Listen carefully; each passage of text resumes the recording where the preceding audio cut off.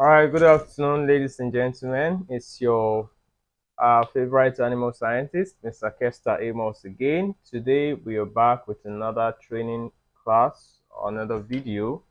And this time, we'll be talking about feeds and feeding stuff. And remember, from the very first video we made, we talked about snails being vegetarians. Yeah, because they predominantly feed on vegetables, plants, fruits, vegetables, tubers. These are the basal feed for snails. So today we're going to find out some type of vegetables, fruits, and tubers that the snails feed on. But before that, we must let you know when and how to feed the snails. Snails are nocturnal animals, and as such, they should be fed late in the evening. So the feed for the snails must not be administered in the morning nor in the afternoon because they would not come to feed. So the best time to feed your snails is between the hours of 5 to 7 p.m. So that is why we say snail farming is relatively easy to manage because it allows you to do other things. For instance, if you're a civil servant, you can go about your civil service business, and when you close from work, you can begin to tend to your snails. You can even take your time, take your dinner, relax a little while before you attend to your snails. So this is why snail farming is for all comers. You can be a doctor, you can be an engineer, a lawyer, a farmer, whatever walk of life you find yourself in, you can always rear snails because they give you enough time to do other things. That is why we say they are nocturnal animals. Now, as much as snails feed on virtually anything you give to them, like household waste, fruits, vegetables, tubers, and so on, even decayed materials, snails feed on them. They can even feed on paper. Yeah, the paper you write with, snails can feed on it as well. Don't forget that paper is made from plants, timbers. So whatever you give to your snails, ensure that you avoid sodium chloride, which is table salt or common salt, the salt we use for cooking in the home. It is very dangerous to snails. Snails do not like salt. And also avoid chlorinated water. Water having high contents of chlorine is also not ideal for snails. So besides these two, you can administer virtually anything to your snails. And today we are going to look at some of those materials that you require in your snail farm. And also, how do you feed the snails? You must know how to administer the feed to the snails. Whatever you're giving to them, there's a way you present it to them. For instance, we say they feed on fruits. Pawpaw, the unripe pawpaw is one of their favorite food. But if you take the bunch or the pod of the pawpaw and just drop it there, you meet it the way you left it. So you have to present the feed in a manner in which it will make it easier for the snails to access the feed. And also, the feed must be palatable to the snails, and that is why we don't encourage people to feed their snails in the morning or in the afternoon, because when you feed them in the morning, the snails will not come to feed. In the afternoon, they will not feed because of daylight, but in the evening, that is when they come to feed. So if you administer the feed in the morning, you'll discover that the feed must have lost its quality and taste before the snails come to feed on it. And as such, the nutrient content of the feed has reduced. So that is why it is best to feed your snails in the evening hours. Now, if you're feeding with fruits like pawpaw, which is the unripe one, we prefer you to use the unripe pawpaw. Then they are, you can see that on the screen. You can also use cucumber, watermelon, cabbage, pineapple, oranges, and so on. Now, anytime you're administering any of these items I just mentioned, you have to split it the way we split the pawpaw. You can see it on the screen. you have to split it into small bits or cuts and turn it upside down. That's the inner part should be facing upwards so that the snails can have easy access to the feed. And that is why you must feed them in the evening as well, so this feed does not lose taste and does not attract insects into the pen. Then the next morning, you must take out the leftover feed, because if you feed with watermelon, orange, cucumber, these are soft fruits. So the next morning, you discover that whatever that is left of it, it's almost decaying already because of the high content of water. So first thing in the morning you must do is to take out the leftover feed, because if you don't take out the leftover feed, you leave it there till the evening again, it will decay, and of course it will attract insects into the pen, which is not ideal for the snails. So whatever you feed your snails with, ensure that the next morning you take it out of the pen. The entire daytime, the pen should be empty and void of any feed material. The snails will be just fine under the dry leaves. In the evening, before you feed them, you sprinkle water on the pens again, then you introduce fresh feed to the snails. So that's how you feed with fruits. Remember, you must split it, cut it into different bits or little cuts to administer in a pen. Then when you give them vegetables, ensure that the vegetable is rinsed in water, because wherever you harvest it from or harvested it from, you don't know the conditions of the environment. So before you administer any food, either fruit or vegetable, to your snails, ensure that you dip it inside the water. Just rinse it, not to wash it, but rinse it and put it in the pen. And that is why when we're feeding them with fruits and vegetables, we don't administer water separately for the snails. Why? Because these two items have very high content of water, and two, we rinsed it in the water before administering it, so you still have some water on the body of the leaves or the fruits. So the snails will take water from there as they feed along. But when we feed with the concentrate, which we're going to come to, we must add water, extra drinking water on a bowl for them. So when feeding with fruits and vegetables, you don't need to add water to the pens. I'm not talking about the sprinkling of water. I'm talking about putting water in a bowl for them to drink from. It is almost not necessary when feeding with fruits and vegetables. And always remember to rinse the fruits or the vegetable after you have sliced it. If it's for fruits, after you've sliced it to the different cuts, dip it in a bowl of water or a bucket of water, carry it along to the pen and bring the feed from the water and place it on the soil inside the pen.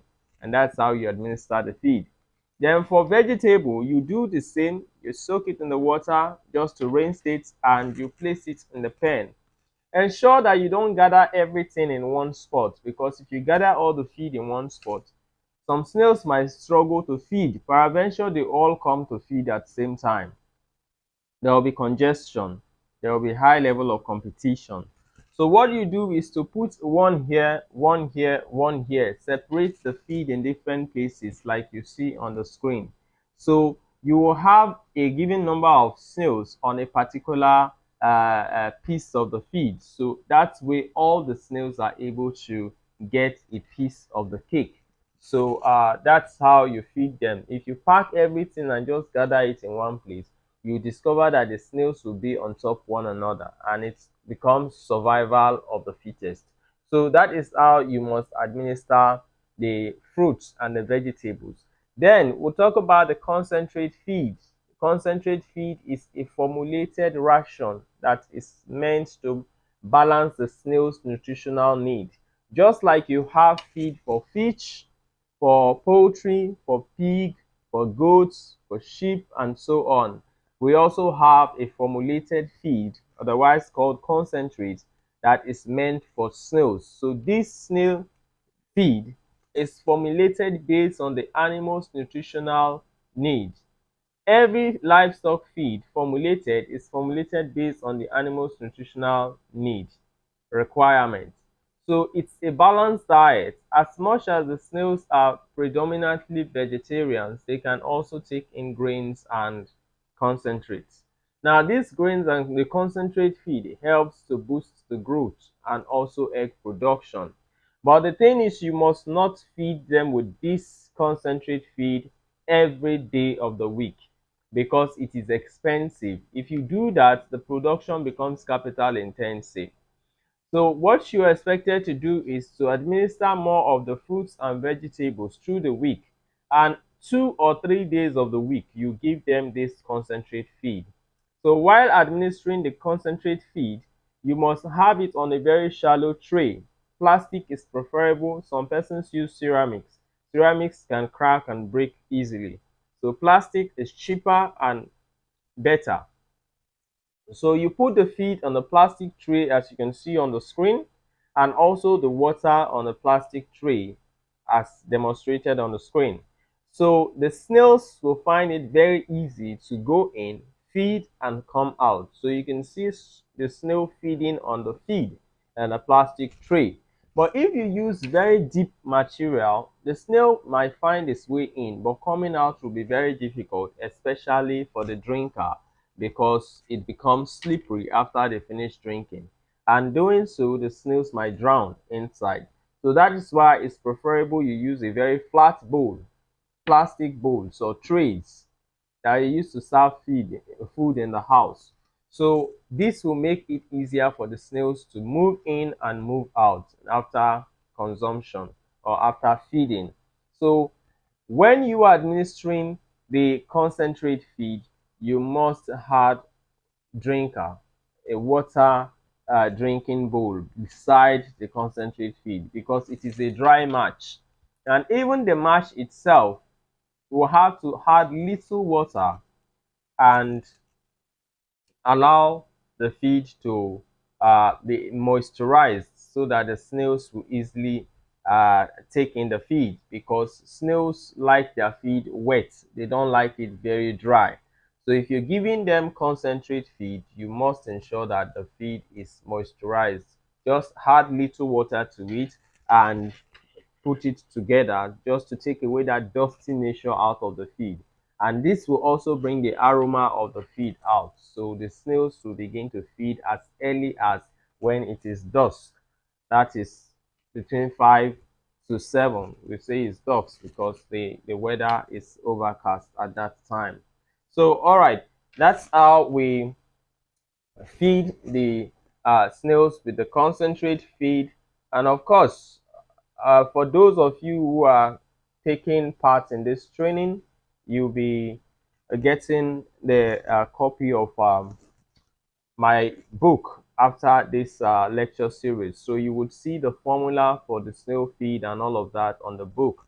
It's only unfortunate for those who are viewing through the YouTube. You would have to pay for that book, because if you want our book on snail, it's available for sale. You can see the sample of the book there on the screen. All right, so let's look at some of the types of feeds that we give to the snails. We have them in different categories: the category of leaves, tubers, stems, and of course the concentrate. Now we look at some of the leaves. You have like pawpaw leaves, cocoyam leaf, that is taro. You have cassava leaves, you have cabbage, lettuce, eggplants. There are lots of them. Snails feed on 500 different types of vegetables, or say plants, 500 different types of plants. Well, of course, we're not going to mention all of that here, but you will get them, most of them mentioned in the book. So do well to get the book on snail. In fact, we have reviewed the book, and if you have the first edition, the second edition is even more richer than the first edition. So all of these feed ingredients are listed on the book, so we're not going to dwell too much on them. For those of us viewing from the YouTube, you can order for the book. It's available. All you have to do is reach us on our phone number and you get the book. All right, so we'll go over to the fruits. The fruits, we talked about pawpaw fruits. Now, the pawpaw fruit is the unripe pawpaw, not the ripe one, because the unripe one is preferred by the snails. And secondly, the ripe one, they don't like it so much. And the drawback is when you feed them with the ripe pawpaw, and excuse me, if they don't finish it, it becomes very mushy in the pen. So for you to even get it all out, the leftover, it's a problem. It contaminates the soil. So as a result of that, we prefer to feed them with the unripe pawpaw, which is what they actually prefer compared to the ripe one. Then we also have fruits like mango. The mango is the ripe one. Of course, that you can easily take out. Then you have banana. Both the peels and the internal part of the banana is good for snails. Ripe plantain, the plantain that is overripe, the one you can no longer use in the house. Probably you kept it and you figured out that it's gotten too ripe. You can give it to your snails. Then the peels of plantain can also be given to snails. Then you also have the guava, the pineapple, the coconut, orange, watermelon, cucumber. All of these fruits can be given to snails. They are very rich. Now, you don't need to go and buy these fruits that I've just mentioned in the market because these fruits are quite expensive. So when you go to a vendor or a seller, what you do is the fruits that they keep aside that they can no longer sell because they think they are cracked and they are about going bad. Of course, once fruits are about going bad or they've cracked one way or the other, nobody wants to buy those type of fruits. So those are the type of fruits that you need, not the one that they sell to you for consumption, because those ones are quite expensive. So these ones that are going bad or cracked one way or the other, if you go to where they sell watermelon in large quantity, you see lots of them. Probably in the process of loading, you see them, that the ones that are cracked, they just pack them in one corner trying to throw them off. So you can go there, they can give you a bag of it for 500 or 1000, a whole bag of it. And if you are lucky to be close to the farm where they harvest these things, you can get loads of them for even a more cheaper reduced rate, because the ones that are not good enough, they don't even take them to the market. So those are the fruits we're talking about. The same for the mango, for the cucumber, for the watermelon, and all types of fruit. So we are not expecting you to go and buy good fruits in the market to go and give to your snails. No, it's the ones that are about going bad. So that's what you give to them. Then of course, we can also give them tubers like yam, cocoyam. Those are tubers you can give to them. But of course, it still has to be the one that is decaying, not the good one, because yam, cocoyam, and those things are very expensive. Then we look at household waste, food from the house that is no longer fit for consumption can be given to snails, but ensure that the food is not salty. If the salt content of the food is high, then you need to reduce, or you need to take it off. You shouldn't give them anything that has much of salt in it. And of course, we also talked about chlorinated water. Water with high levels of chlorine is also not fit for snails. Then we look out for the concentrate. The concentrate feed is formulated based on the snail's nutritional requirement. So just the way feed is being formulated for poultry, that's how you formulate the feed. You have ingredients such as maize, soya bean, GNC, which is groundnut cake, fish meal, oyster shell, bone meal, wheat offal, palm kernel cake. In fact, the list goes on and on, but there is no salt in the feed because it is meant for snails. Unlike other livestock feed, we must always have some 3%. I mean, sorry, I think about 3 kg of salt in 1 ton of feed. but in this case we don't need anything of such. So those are the feed items for the snails. And remember that these supplements are only needed twice or thrice a week. They are not supposed to be administered daily.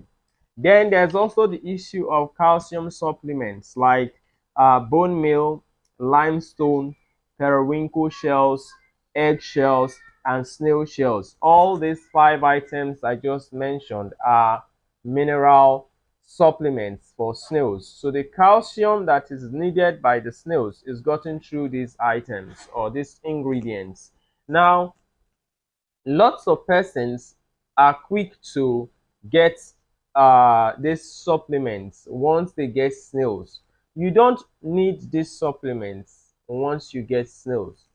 Snails only require minute levels of these supplements. For many persons, immediately they see their snails turn white, they feel it's lack of calcium. No, the snails will never turn white as a result of lack of calcium.